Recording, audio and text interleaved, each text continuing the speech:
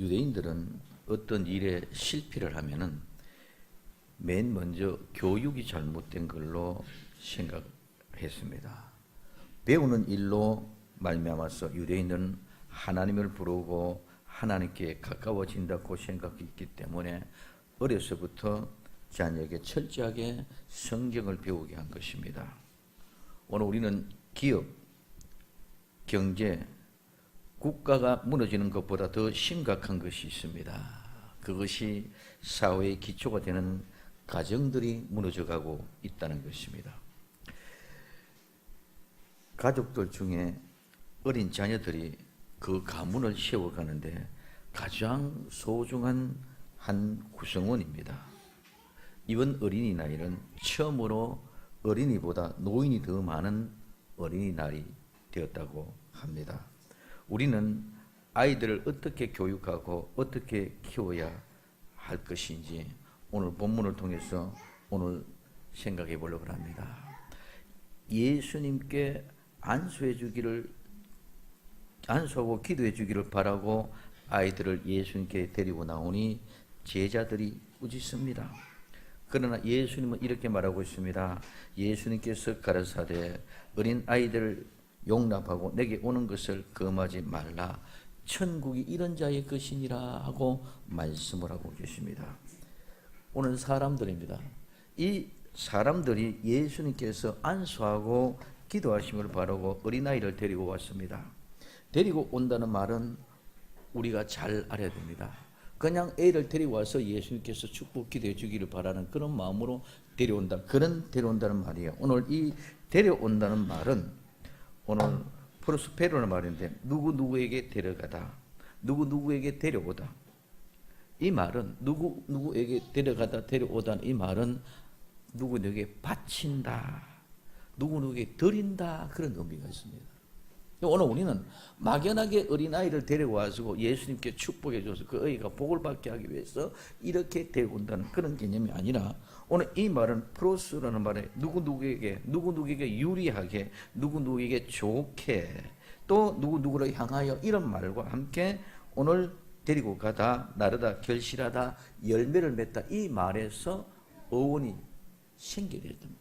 그럼 오늘 우리는 말이 되어진 것이 그냥 되어진 것이 아니라 오늘 누구에게 유익하고 누구가 좋게 하기 위해서 즉 어린아이를 유익하고 어린아이 좋게 하기 위해서 어떻게 데리고 왔는데 여기 데려온다는 것은 어떤 모습입니까?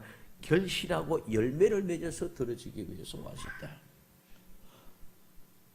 오늘 이 말은 이 어린아이가 좋은 열매가 되고 결실이 되어지기를 원하는 마음으로 예수님께 데려갔는데 이 예수께 데려온 이 아이를 예수께 무슨 말이야? 바치고 예수님께 하나님 앞에 드리기 위해서 아이를 데리고 갔다는 그 의미를 오늘 우리는 모르면은 이 세상에 그냥 막연하게 어린아이 복받게 하기 위해서 오는 그런 개념으로만 착각하고 있습니다. 오늘 지금 여기 사람들은 진정한 하나님의 구원에 택함 받은 백성들이 아버지의 마음을 진실로 아는 사람들이 아버지 앞에 나와서 이 아이를 어떻게 해주기 위해서 축복해주고 이 아이를 거룩한 열매로 만들기 위해서 하나님 앞에 바쳐지는 그런 마음을 가지고 나왔다는 것입니다. 오늘 우리는 하나님 앞에 바쳐드리는 것은 제사를 드리기 위한 것입니다. 오늘 아브라함은 이삭을 모리아산에서 번제를 드립니다. 그와 같은 심정으로 오는 사람들은 누구에게? 예수님 앞에 이 아이에게 안수하고 기도해 주기를 원하는 마음으로 이 아이를 데리고 왔다는 것입니다.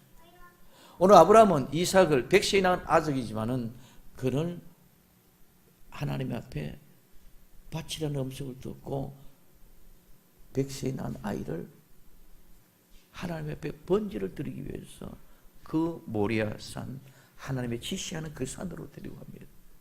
그 산에서 그 아이를 드릴 때에 그 심령은 어떻겠습니까?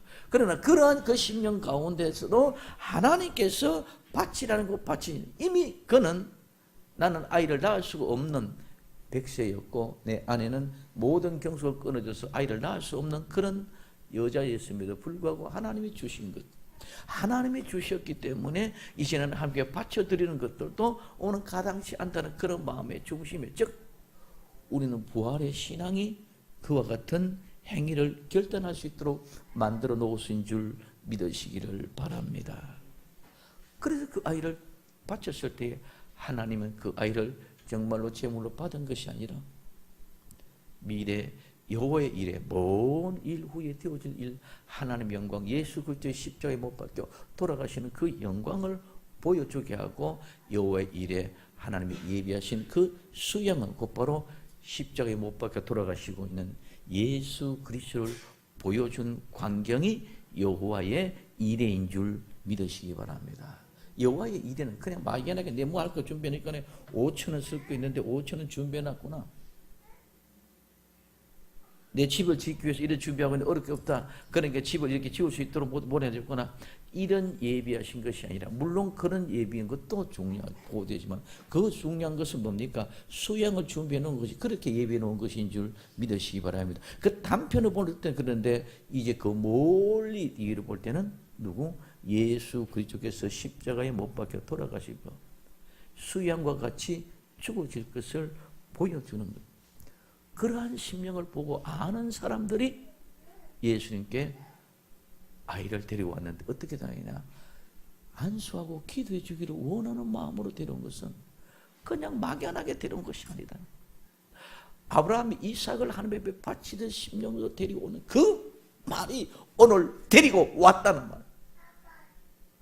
그럼 오늘 우리는 막연하게 그냥 애 데리고 와서 예수님 앞에 나와서 안수하고 축복 기도해 주기 바랍니다, 그런 개념이 아니라, 오늘 아브라함이 백세에 낳은 자식을 번제로 드리기 위해서 모리아 산에 데리고 가서 제사를 드리고 저는 그런 심령으로 아이를 데리고 왔다는 것입니다. 그래서 아이를 바치고 드리는 것은 하나님 앞에 봉헌하는 것입니다. 오늘 우리 많은 사람들이 하나님 앞에 봉헌은 그냥 헌금만 봉헌하는 걸 찾고 있으면, 헌금이 봉헌이 아니라 헌금도 하나님 앞에 들어지고 바쳐지는 것이죠. 오늘 내 자신을 하나님 앞에 봉헌하는 것이요, 내 자녀를 하나님 앞에 봉헌하는 것이요, 내 시간을 하나님 앞에 봉헌하는 것이요, 내 삶을 하나님 앞에 봉헌하는, 모든 것들이 하나님 앞에 들어지는 봉헌된 삶을 살아가는 것인 줄 믿으시기를 바랍니다. 그래서 하나님 앞에 바치는 것은 하나님 앞에 봉헌한다는 것입니다. 하나님 앞에 봉헌한다는 것은 이것은 하나님 앞에 소유물이고 하나님의 것이기 때문에 하나님 앞에 드려진다는 그런 것입니다. 그래서 오늘 예수님께 그 아이를 드리려고, 예수님께 그 아이를 바치려고 데리고 온 줄 믿으시기를 바랍니다. 그래서 이방 종교는 어린아이들이 잘 되고 복받게 하기 위해서 아이를 바치고 드립니다. 사후 촛불을 다니면 어린아이들을 동성을 이렇게 준비하고 삭발식을 하고 합니다. 그런 모든 것들은 우리가 아이를 데리고 와서 바쳐지는 그 개념 자체가 다르다는 사실을 우리는 분명히 깨달을 수 있어야 될 줄로 믿습니다. 예수님께 어린아이 데리고 왔다는 것은 예수께 바친다는 것입니다. 이 아이는 하나님의 열매입니다. 하나님이 결실한 열매입니다. 그러니 하나님이 이 열매는 하나님의 것이니 하나님이 받으셔야 됩니다 하는 의미로 그 아이에게 안수하고 기도해 주기를 바라고 데리고 온 줄 믿으시기 바랍니다. 원래 이 어린아이는 예수님의 것입니다. 하나님의 것입니다. 우리의 자녀, 즉 어린아이는 우리의 자녀, 절대로 우리의 소유물이 아닙니다. 내 영혼이 하나님의 것이고 나의 주인이 예수님이시면 마땅히 나의 아이들도 예수님이 주인이시고 하나님의 것입니다. 그렇기 때문에 하나님께 드려야 된다는 것입니다. 맡겨준 나의 아이들이라고, 내 것이 아니고 내 소유물이 아니고 모든 소유물은 하나님의 것입니다. 오늘 중요한 것은 이것입니다. 목사님께 성도를 맡겨주신 것은 그 성도들이 그 목사의 내 소유물이 아니라는 것입니다. 내게 맡겨진 그 성도는 내 소유물이 아니라 오늘 그 성도를 잘 맡아 양육하고 길러서 예수님이 찾으실 때에 양육하면 하나님 앞에 드리려고 온전한 모습으로 잘 길러서 하나님 앞에 드리려고 주어진 사명감을 부여받은 것이지 절대로 내 소유물로 받아들인 것이 아닌 줄 믿으시기를 바랍니다. 오늘 하나님이 우리 성도들을 목사에게 맡겨준 것 같처럼 우리의 자녀들을 누구에게, 부모인 나에게 맡겨주었다는 것입니다. 그래서 자녀들도 절대로 여러분들의 소유물이 아니고 사명감으로 내게 맡겨주었다는 사실을 꼭 인식하시기를 바랍니다. 많은 사람들이 착각하고 있습니다. 목사님들은 자기에게 맡겨준 성도를 마치 자기의 소유물로 생각하고 양떼의 젖을 짜고 양떼의 틀을 깎고 양의 고기를 착취합니다. 그러나 이 양떼를 기르기 위해서 똑같이 틀을 깎고 젖을 짜지만은 이 양을 위해서 목자가 틀을 깎고 젖을 따는 목자가 있는가 하면은 목자 자기 자신을 위해서 틀을 깎고 젖을 짜는 목자가 있다는 것입니다. 오늘 마찬가지입니다. 우리 어린아이를 키우는 부모도 자기 자식을 하나님의 역사를 하나님의 아이로 기르는 자녀 부모가 있는가 하면은 자기의 소유물로 착각하고 내 아이를 기르는 사람이 많이 있습니다. 목자가 성도들을 자기의 소유물로 생각하고 젖을 짜고 틀을 깎으면 그는 강도요, 도둑이요, 사기꾼입니다. 냉철히 말하면 부모가 내 자식을 소유물로 생각하면 그도 똑같이 뭐요? 강도요, 사기꾼이요, 도적입니다. 오늘 우리는 분명한 사실을 명심해야 됨에도 불구하고 많은 사람들이 착각을 하고 있다. 마치 내 소유물같이 생각하고 있습니다.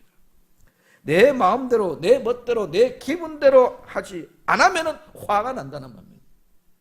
어린아이들 매를 때리고 화가 분을 튀고 손찌검을 할 때에 무엇 때문에 여러분들이 아이를 매를 때리고 손찌검하고 화를 내고 교육을 합니까? 거의가 다 내 마음에 안 들었다. 내가 화나게 되었다. 내가 화나게 되었을 때 그 아이에게 화가 베풀어집니다. 성경은 절대로 내 아이를 그런 기분으로 하지 말라는 합니다.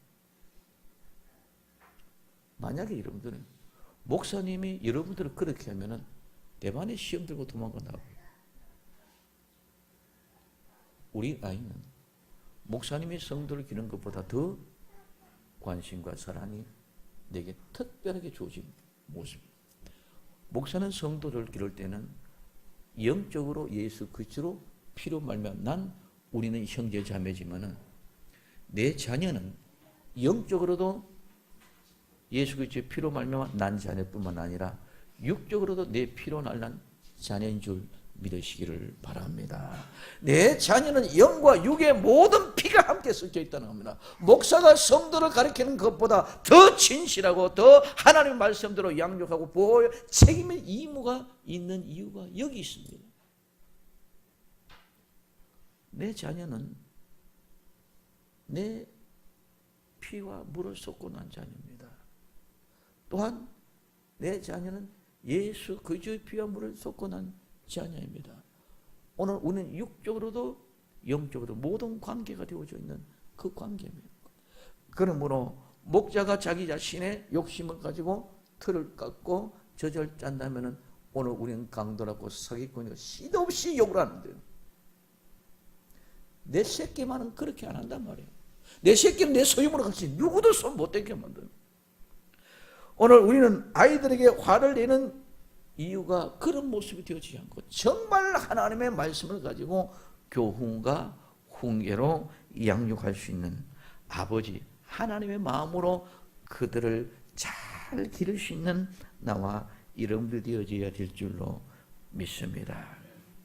예수님께 바치는 심령이 된다면 그렇게 될 수 있다.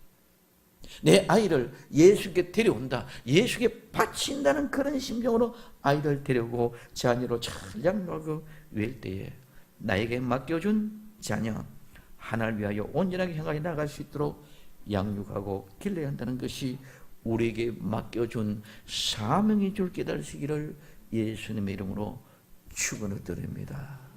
두 번째는 제자들입니다. 오늘 이 제자들은 예수님께 안수하고 기도해 주시기를 바라고 데리고 나오니까 꾸짖습니다. 오늘 이 꾸짖는다는 말은 에피티마오라는 말입니다. 책망하다, 견책하다, 진지하게 꾸짖다, 벌하다 이 말입니다. 이 말은 에피라는 말과 티마오라는 말 두 말이 결합되어서 이루어지는 맛인데 위에 가격을 정하다, 평가하다, 존경하다, 공경하다가 이 말에서 유래가 되어졌습니다.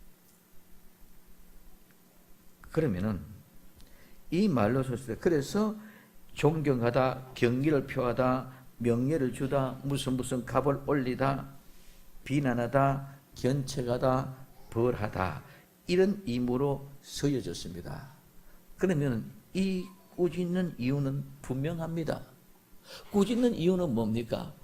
가치가 없다는 것입니다. 값어치가 없다는 것입니다. 존경하거나 공경할 만한 가치가 없기 때문에 비난하고 꾸짖는다는 것입니다. 우리는 많은 사람들이 영혼을 값어치로 생각하지 않고 귀중하게 생각하지 않습니다. 영혼을 값어치로 영혼을 귀중히 여긴다면 오늘 우리는 천하보다 귀한 것이 영혼인 줄 믿으시기 바랍니다. 그런데 오늘 우리는 현재는 얼마나 많은 사람들이 하나님의 교회에서 영혼을 바라보는 그 영혼의 개념이 아니라 모두가 다 물질적인 개념의 수익성의 개념으로 보고 있다. 그래서 헌금을 좀 많이 하는 사람, 돈이 좀 많이 있는 사람, 그렇지 못한 사람, 좀 누추하고 빈약하고 가난한 사람, 자꾸 우리는 이렇게 분별합니다. 구분합니다. 성경은 예수님이 어느 곳에도 한 군데도 그런 모습이 아니라 오히려 가난한 과부를 칭찬하는 모습.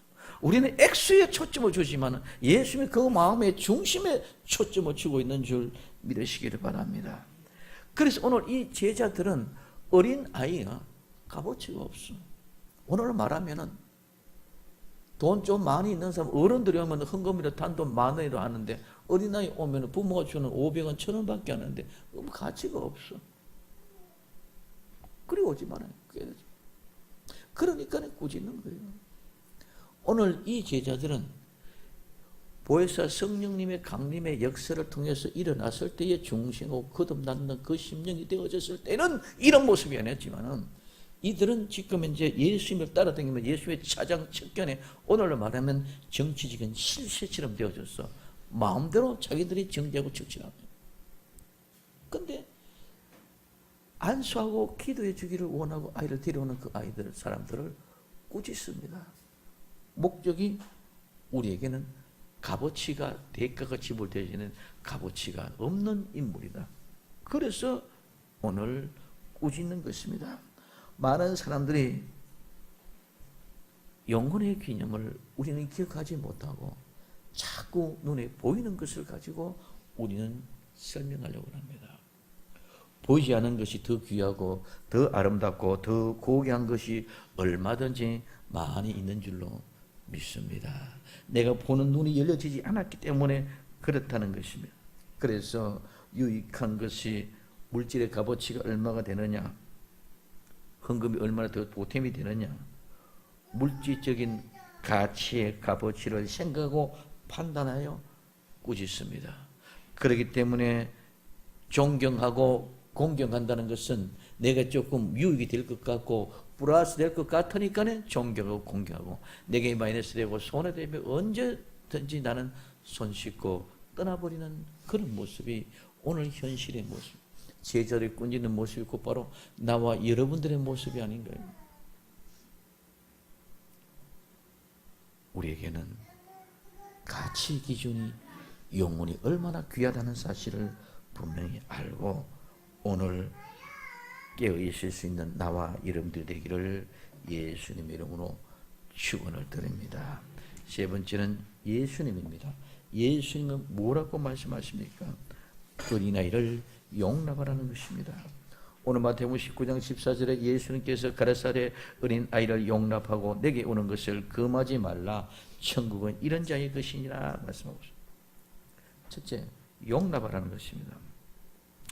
이 용납하라는 말은 앞에 이미 보내다, 가게 하다, 내 보내다, 탕감하다, 용서하다, 뭐뭐하게 하다, 용납하다 이 말입니다. 이 말은 아프와 힘, 에미라는 말에서 결합된 말에서 유래되어졌는데 오늘 내 보낸다는 말에 유래졌습니다. 오늘 이 용납하다 말 우리 국어 사전적인 의미는 그냥 받아들이고 수용해 줘라. 받아들이고 인정해 줘라. 이 말은 어떤 사람에게 법률적으로나 실제적으로 통제를 당하고 갇혀있는 사람을 임의적으로 석방해주고 풀어주는 것입니다. 내보내주는 것입니다. 어린아이를 용납하는 말씀은 어린아이가 잘못한 것이 있더라도 이해하고 용서하고 잘 받아들이고 인정하고 그리고 그 아이를 받아들이라는, 모두가 내 기분에 가치적인 판단을 두고 있기 때문에 내 기분의 감정에 화가 나서 혈압이 올라 있었기 때문에 그 아이를 용납하지를 못하고 매를 때로는 손찌검을 때로는 입이 과격해지는 모습을 우리는 많이 볼 수 있습니다.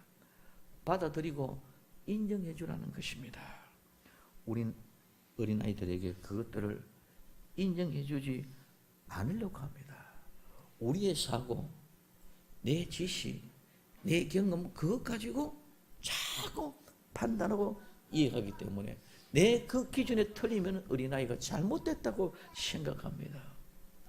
그 아이의 심정에서는 그 아이의 마음을 받아들일 수 있는 마음의 여유가 있어야 될 줄로 믿습니다. 어린아이가 생각하는 것도 인정해주고 그 길을 갈 수 있도록 잘 인도해 줘야 합니다. 만약에 시골의 농사꾼이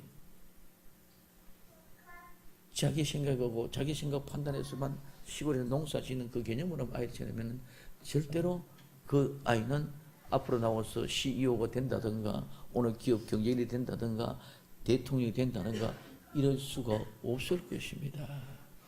그 아이의 특성을 가지고 그대로 오늘 인정해 받아줄 수 있도록 잘 인도해야 됩니다. 무조건 잘못되었다는 것이 아니라 용납할 수 있는 마음이 있어야 됩니다. 특별히 청소년들을 진로는 더욱더 귀한 것입니다. 내 생각과 감정으로가 아니라 주인인 그 아이가 할 수 있는 길을 열어주고 이해해주고 용납해주고 인정해 줘야 된다는 겁니다. 왜 어린아이들이 사춘기를 겪으면서 가정과 학교와 사회에 문제가 됩니까? 그들의 세계가 인정해지지 않기 때문에. 누구든지 다 부모 세대도 그 사춘기를 겪어왔습니다. 근데 옛날에는 사춘기가 그렇게 심각하지 않았는데 지금은 더 심각합니다. 왜? 부모들은 경제적인 심적인 부담을 통해서 내가 니들을 이렇게 키웠는데 거기에 대한 기대, 대리 만족을 느끼려고 그러는데 그 대리 만족이 느껴지지 않으니까 아이와 부모가 충돌이 일어나는 거예요. 아이와 부모가 충돌이 일어나니까 어떤 일이 생기느냐. 옛날에 가난하고 어렵고 힘들게 살 때는 그럴 사이가 없습니다. 아이하고 언제 싸울 시간이 없으니까 그 다음날 일거리가 출근해가도 피땀 흘려 눈물 흘리고 일을 해야 되는 방법인데 아이를 어떻게 신경 쓸 수가 없습니다. 겨우겨우 등록금 태워주는 것도 빠듯한데. 그러니까 그 아이는 자기는 자기대로 부모의 마음을 알고 나름대로 최선 공부를 다 하고 자기는 열심히 다 합니다. 근데 오늘날은 경제가 부흥되어지고 돈이 많아지고 A를 교육을 시키는데 나는 너에게 많은 돈을 들여야 되는데 내 기대에 만족할 만큼 네가 해주지 못하게 된 화가 납니다. 그 부모의 욕심과 아이의 욕심과의 충돌이 일어납니다. 그러니 문제가 생기는 것은 돈 있는 집안도 특별히 옛날에는 가난했다 어느 날 갑자기 많이 부자가 되어져서 자기는 어렵게 살아서 공부도 제일 못하고 어렵고 힘든 과정에 살았다가 지금은 이제 어느 정도 경제 발전을 통해서 잘 사니까 아이를 충분하게 뒷바라지 해줬는데 나는 뒷바라지 못 해줘서 공부를 못해. 나는 너무너지 뒷바라지 해주시니 너는 내 만족감을 누릴 수 있도록 해줘야 된다는 기대감이 있는데 그 아이들이 그렇지 못해. 내 생각대로 하지 못한다. 오늘 우리는 사회나 생활의 모든 것이 다 변화. 옛날과는 완전히 다릅니다. 농경시대에서 산업시대, 사회산업시대에서 오늘날 말하면 디지털 시대로 바꿨습니다. 아날로그의 디지털의 이제는 지금 IT 시대 얼마나 수준이 바꾸고 있습니다. 정말 정신없이 바꿔집니다. 제가 노트북에 지난주에 구매해서 새로 하니까 아직 이거 보면 야 이거 정말 좋기는 좋은데 내가 너무나도 못 따라가 또다시 공부를 시작해야 되겠구나. 그래서 제가 다음 주부터는 이것이 IT 공부는 학원 좀 나가려고 그래요. 왜? 활용을 못하면 무슨 의미가 있습니까? 지금 이제 보니까 이거 원고가 필요 없이 가지 없이 야채 전부 다 할 수 있도록 되어져 있는데 두 분리 세 분리 할 거예요. 그러면은 나는 힘들죠. 원고 작성해 여기 데이터 입력해서 그걸 봐도 그러니까 힘들지만은 그러면 깨끗하게 원활하게 할 수 있게 되어져 있는데도 불구하고 그거 못해가 늘 이렇게 몇 장을 뜨고 이렇게 하는 것보다는 훨씬 나은 거거든요. 그래서 오늘 우리에게 중요한 건 타변화되어진 상황 속에서 내 하나 그 고정관념을 가지고 야 그까지 옛날 구조시대 그까지 그래밖에 아니냐 이렇게 되어진다. 그럼 오늘 우리에게 중요한 것은 시대의 흐름 속에서 어린 아이를 용납해 줄 수 있는 나와 여러분들이 되어져야 될 줄로 믿습니다.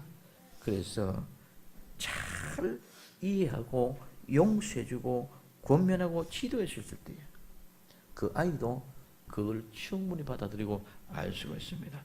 그런데 무조건적으로 부모의 말에 순종하고 복종해라. 오늘 이거는 사대주의, 권위주의 시사성입니다. 이 모습은 이제는 통하지를 않습니다. 그러므로 아이는 부모의 대리인이 아니고 아이는 한 인격체인 줄 믿으시기 바랍니다. 하나님이 주신 한 영혼이란 말입니다.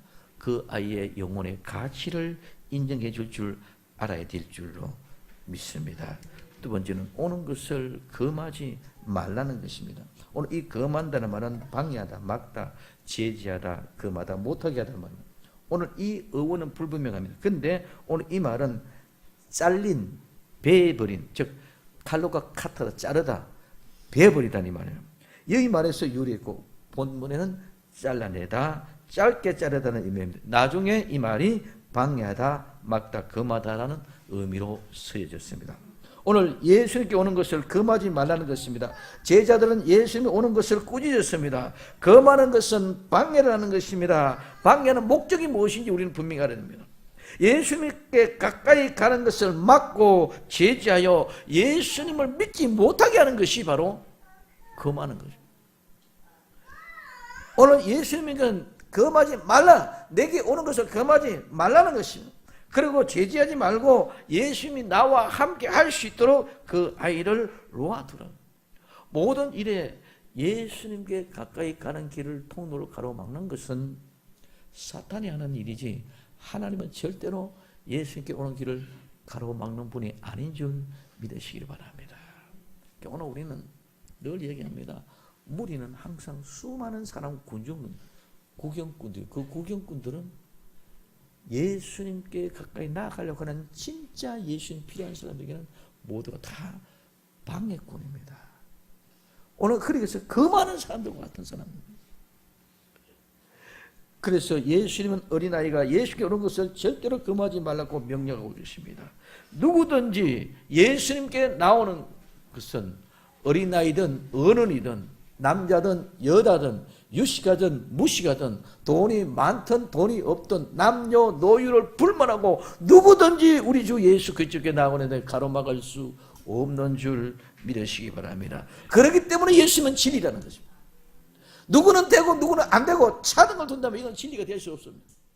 그래서 예수님은 요한복음 14장 6절에 예수님께서 가라사대 내가 곧 길이요 진리요 생명이니 나로 말미암지 않고는 아버지께로 올 자가 없다. 예수님이 진리이기 때문에 누구든지 여기는 대상이 필요 없습니다. 남자든 노녀든 어린아이든 어른이든 오늘 학식이 높든 낮든 난 높고 기억자를 모르던 박사학위가 몇 개가 있든 돈이 몇 억만금이 있든 가난해요. 내일 먹을 것이 없는 노숙자든 예수님께 오는 길에는 누구도 가로막혀져 있지 않다는 사실을 우리는 꼭 깨달을 수 있어야 될 줄로 믿습니다. 그래서 수고하고 무거운 짐진 자들 다 내게로 오라. 다 내게로 오라. 누구든지 어떤 사람든지 다 내가 너희를 쉬게 하리라. 요한복음 10장 9절에 내가 문이니 누구든지 나로 말미암아 들어가면 구원을 얻고 또 들어가며 나오며 꼴을 얻으리라. 누구든지 예수님 앞에 꼴을 얻을 수 있는 은혜가 베풀어 주는 줄 믿으시기를 바랍니다. 이사야 55장 1절에 너희 목마른 자들아 물로 나오라. 돈 없는 자도 오라. 너희 와서 사서 먹되 돈 없이 값 없이 와서 포도주와 젖을 사라고. 오늘 예수 그리스도 앞에 나오는데 어떤 값이 대가가 지불되어진다, 어떤 형식이, 어떤 요식이, 어떤 자격이 주어진다면 이거는 진리가 아니다. 누구든지 똑같이 동등되게 누구든지 다 포함되는 줄 믿으시기 바랍니다. 그래서 예수님 앞에 나오는 어떤 장애물도 방해물 되어서 예수님 앞에 나오는 것을 막을 수는 없다. 시궁창에 사는 인생이든 궁궐에 사는 인생이든 예수님 앞에는 똑같은 한 영혼인 줄 믿으시기를 바랍니다. 그러기에 오늘 누구든지 금할 수 없다. 세 번째는 천국은 이런 자의 것입니다. 천국은 이런 자, 이런 자는 이와 같은 사람, 이런 종류의 사람. 그래서 어린 아이와 같은 이와 같은 사람이 천국이다. 그러면은 이런 어린아이 같은 종류의 사람은 어떤 사람입니까? 어린아이의 특징입니다. 어린아이 특징은 첫 번째는 잘 자랍니다. 오늘 고린도전서 13장 11절에 내가 어렸을 때에 말하는 것이 어린아이 같고 깨닫는 것이 어린아이 같고 생각하는 것이 어린아이 같다가 장성하는 셈 되어서는 어린아이 일을 잊어버렸느니라. 오늘 우리 어린아이는 잘 자라나는 줄 믿으시기 바랍니다. 우리 윤호가 저게 태어났을 때 어마어마했는데 벌써라 온천에 또또또 이제는 주일날 딱 오면은 목사님들 따박따박 뛰쳐옵니다. 목양실 뛰어옵니다. 얼마나 잘 자라지만. 그런데 우리는 성인들은 자라는 거 표가 잘 안 납니다. 애들은 자라는 것이 쑥쑥쑥쑥 자라납니다. 오늘 우리는 신앙이 자라나야 되는 줄 믿으시기 바랍니다. 10년 믿은 때나 20년 믿은 때나 똑같아. 어린아이가 자라났을 때에 젖을 먹다가 이유식 먹다가 오늘 젖을 끊고 밥을 먹고 매운 거 짠 거 마음대로 먹다가 유치원 다니다가 이제는 초등학교 다니다가 쑥쑥쑥 자라나야 됩니다. 근데 교회는 나와서 예수 믿으면 이렇게 쑥쑥쑥 자라나야 되는데 자라나면 보이게 되는 줄 믿으시기 바랍니다. 자라나야 되는데 안 자라나. 아직까지 똑같이 20년 전에 지금 똑같이요. 그러면서는 뭐 들은 것이 있고 아는 것이 있는 거 체크해가지고 체크하면서 나는 목사가 되고 나는 권사가 되고 나는 집사가 되었어요. 막 이런 일이 저런 일 말만 터부러터부러하지 자라나는 모습은 전혀 없다. 이런 자가 자라나야 됩니다 줄 믿으시기 바랍니다. 이런 종류의 사람. 그래서 어린아이가 자라서 소자가 되고 소자는 오늘 말하면 청소년과 같은 거죠. 어린아이가 소자가 내게 냉수가 되죠. 이런 모습입니다. 이 속에 다 켜졌습니다. 소자가 되고 소자가 처녀가 되어서 처녀가 되어야 시집갈 준비할 수 있는 줄 믿으시기 바랍니다. 청소년 절대로 시집갈 준비할 수 없습니다. 어린아이 절대로 시집갈 준비, 시집은 생각을 못합니다. 시집을 잘 가야 행제가 되는 줄 믿으시기 바랍니다. 여자 인생은 시집 한 번이 내 인생에 갖게 되었어요. 아무리 내가 너부 집에 옛날 같으면 식모 살고 가정부 파출부가 되어 살지라도 그 주인의 아들과 눈이 맞아서 연애해가지고 그 주인이 회장이면 회장의 아들에서 사장이 되면 그는 그냥 한순간에 사모님의 신분으로 격상되는 줄 믿으시기 바랍니다. 아무리 내가 대학을 나고 박사학위 몇 개 해주고 치기지고 착해서 해도 안 좋은 노동자와 더불어 결혼했으면 그는 노동자의 분일 뿐입니다. 오늘 우리는 예수 그리스도 믿는 나와 여러분들은 신앙이 자라나서 성숙해서 처녀가 되어서 신랑 대신 예수 그리스도를 기다리는 사람이 되어야 될 줄로 믿습니다. 예수님께 시집 한번 자면은 이 세상에서 나는 아무리 비참하고 정말 더럽고 지지분한 시궁창 같은 인생을 살았다 할지라도 예수께 시집가서 하늘나라의 왕후가 되어지면 그보다 더 귀한 복의 주인공이 없는 줄 믿으시기 바랍니다.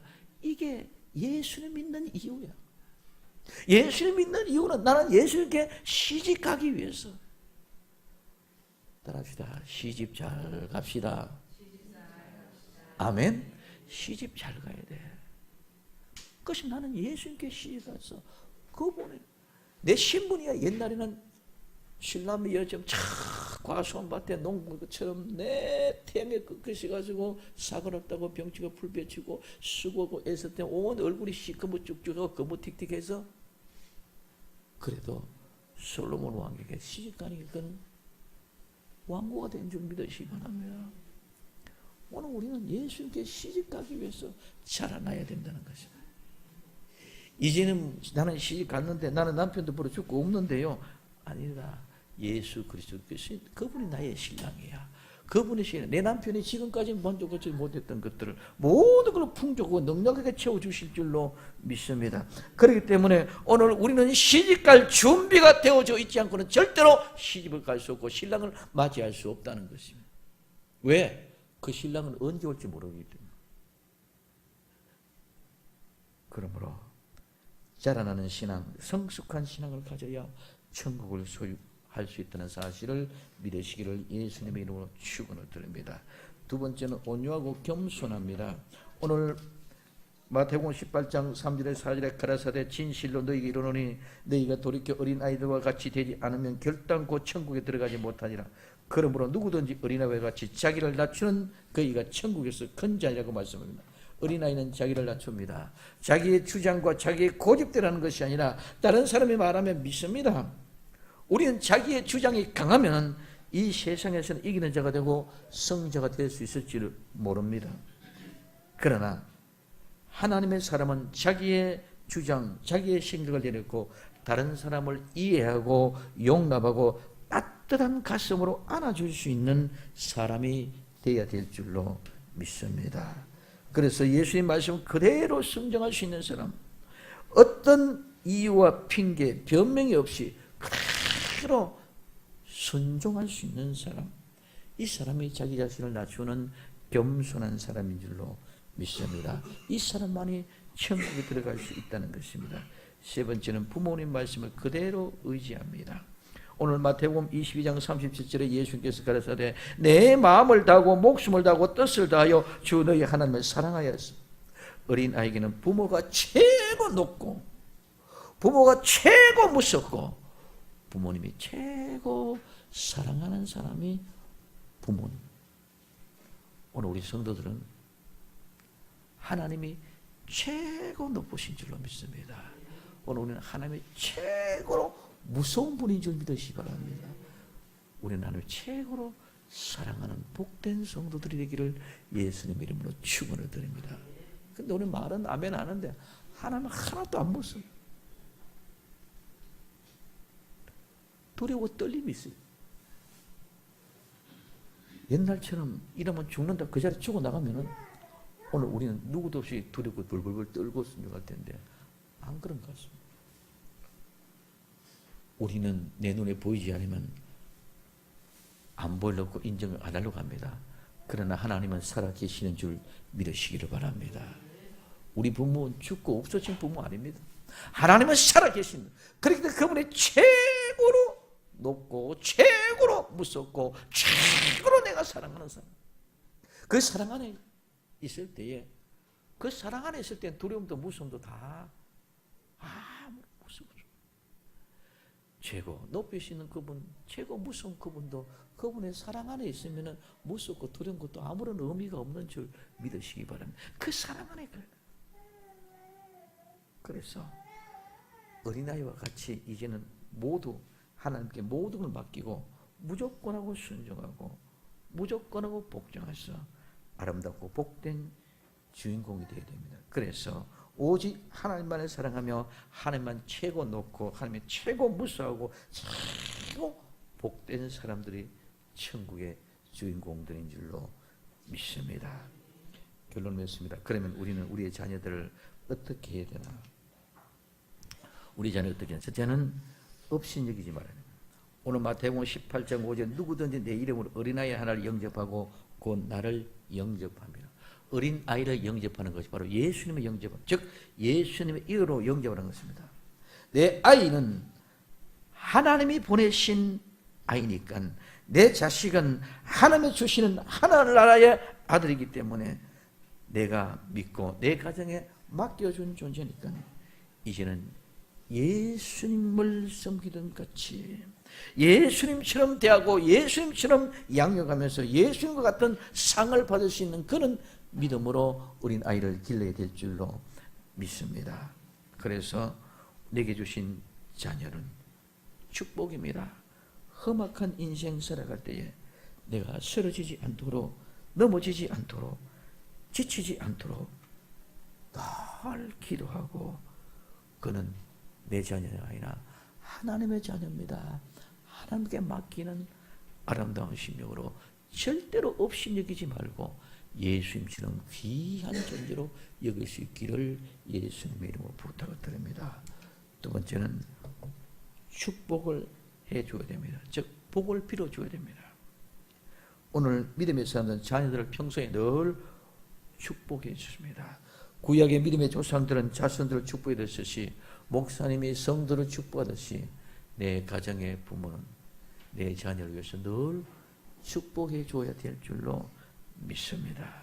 그 부모는 자녀에게 축복해 줄 특권이 있습니다. 그 특권을 가지고 축복해 주기를 바랍니다. 세 번째는 좋은 말로 격려해 줘야 됩니다. 아이를 살리는 말이 있습니다. 그 말은 축복의 말, 칭찬의 말, 격려의 말입니다. 축복해 주고 오늘 잘했을 때는 칭찬해 주고 실패했을 때는 격려해 줘야 됩니다. 어린아이가 믿고 힘을 내어 일어나서 살아갈 수 있도록 우리는 늘 축복해 주고 늘 칭찬해 주고 격려의 말을 해 줘야 됩니다. 우리의 자녀를 업신여기지 말고 예수님 이름으로 영접하고 자녀를 축복합시다. 그리고 좋은 말로 격려하고 오늘 모든 일에 자신을 가지고 하나님의 거룩한 뜻을 이루어갈 수 있도록 칭찬하고 격려의 말을 아끼지 않으면서 양육할 수 있기를 바랍니다. 그런데 규모와 절제. 오늘 우리는 확실해야 될 것은 모든 것에 규모가 절제가 있어야 됩니다. 그런데 오늘 우리는 너무나 많은 부모들의 자녀에게 이게 없습니다. 무조건 하고 잘해주면 이것이 되어지는 걸 알고 있다. 오늘 데살로니가 후서 3장 6절에서 9절에 형제들아 우리 주 예수 그리스도 이름으로 너희를 명하노니 규모 없이 행하고, 여기 규모라는 말은 무질서하고 무책임하게, 무질서하고 책임 없이 그냥 무조건 다 해주라 이게 아니라 반드시 모든 것에 질서가 있고 규모가 있어야 되는 줄 믿으시기를 바랍니다. 그리고 행하고 우리가 받은 유전대로 행치 않은 모든 적에서 떠나라. 어떻게 우리를 본받아야 할 것을 너희가 스스로 아노니 우리가 너희 가운데 규모 없이 행하지 아니하면, 이 말은 여기는 무질서한 생활을 하지 않았다는 것입니다. 부모가 무질서한 생활을 하지 않고 부모가 내 자식의 본이 되어져서 그 본을 보고 살아갈 수 있다. 그래야 다른 규모 없이 생활하는 것을 떠날 수 있는 지혜가 생기고 힘이 생기는 줄 믿으시기 바랍니다. 누구에게든지 양식이 값없이 먹지 않고 오직 수고하고 애써 주야로 일하면 너희 아무에게도 누를 끼치지 아니하려니 우리에게는 권리가 없는 것이 아니요 오직 스스로 너에게 본을 보여줘서 우리를 본받게 하려 함이라. 오늘 우리는 본을 보여주는 부모가 될 수 있도록 최선 부모도 똑같은 죄인이기 때문에 다 완벽하게 될 수 없습니다. 목사도 똑같은 죄인이기 때문에 메시지는 그렇게 지내면 잘 되지 않습니다. 그렇기 때문에 그렇게 살렸고 그렇게 하기 위해서 몸부림치며 눈물 흘리며 아파하며 여러분들에게 보이지 않는 수 없는 갈등과 범인과 고민을 목사는 늘 아파하며 힘쓰며 때로는 허우적거리며 하나님 내가 저들이 보내드리는데 내가 보내면 또 오히려 내가 더 거짓말쟁이 되었습니다. 내가 사기꾼이 아닙니까? 내가 도적 같은 놈이 아닙니까? 그런데 어떻게 이 메시지가 이렇게 합니까? 수도 없는 아픔 속에 갈등하고 범민아가 아파하며 보이지 않는 흐르는 눈물을 감추지 않으면서 늘 주 앞에 부러지고 본이 되기 위해서 아름다운 믿음의 삶을 살기 위해서 노력함과 같이 부모들도 자식들 앞에 경각해야 될 줄로 믿습니다. 이 규모와 절제가 없으면 안 된다는 거죠. 내가 규모와 절제가 있어야 되고 내가 규모가 절제가 있을 때 자식들에게 규모와 절제가 그의 효력이 나타나고 영역이 나타나게 될 줄로 믿습니다. 목사가 아무리 말만 번들어 잘했다고 가지고 메시지 아무리 좋으면 뭡니까? 그 좋은 메시지 말씀 이전에 목사가 그 내 자신이 죽고 정말 부활의 역사 속에 은혜의 건데 경험되고 그 삶을 살고 이루어져 갔을 때에 그 말씀이 한 말씀이라도 효력이 나타나고 영역이 나타나고 오늘 시대는 말 잘하는 시대입니다. 말이 오늘 세상을 뒤집어버리기 때문에 실제가 없어졌습니다. 그러니 복음의 능력이 사라졌습니다. 오늘 우리는 정말 어린아이를 용납하되 규모와 절제를 통해서 확실한 것을 이루어갈 수 있는 아름다운 생명샘 교회 성도들이 되고 우리의 자녀들이 되어지기를 예수님의 이름으로 간절히 축원을 드립니다. 기도합니다.